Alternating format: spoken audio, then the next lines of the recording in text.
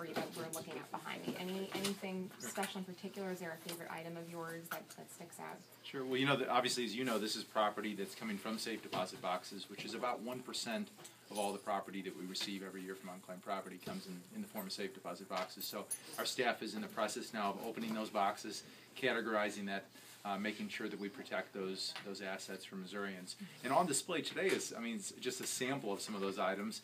I'm a baseball fan, so I'm partial to the Henry Aaron and Johnny Bench and Rod Carew baseball cards myself, but there's some amazing items here. I mean, there's an item here that we think is dated back to the Civil War that actually lists members that have served.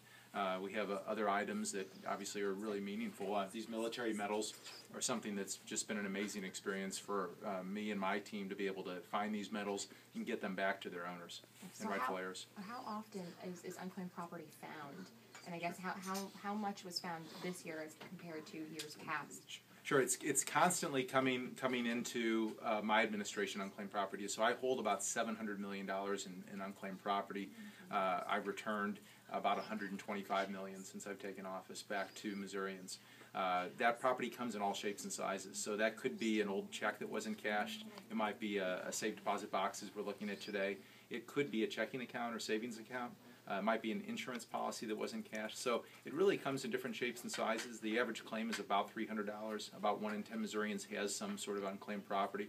But we're constantly in the process of bringing in that property and then ultimately sending that property back out to Missourians. So is there any story behind any of the unclaimed property that was found? Any weird item, any weird story behind it? You know, well, they can give you some more details, but I think one of the more moving experiences that we've had as an administration has been the experience of returning that first military medal back to one of its rightful heirs.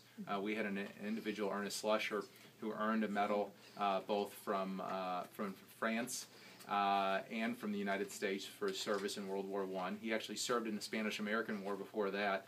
This individual was a physician who was saving men on the battlefield as he was getting gassed. And we were able to find and identify the rightful heir to that medal and return that and experience that with the family. So that was a moving experience and something that, you know, people think about safe deposit boxes in terms of dollars and cents, right? But there's also emotional connections that are important for Missouri families, and we get a chance to see those, and I think our team's rewarded by those every day.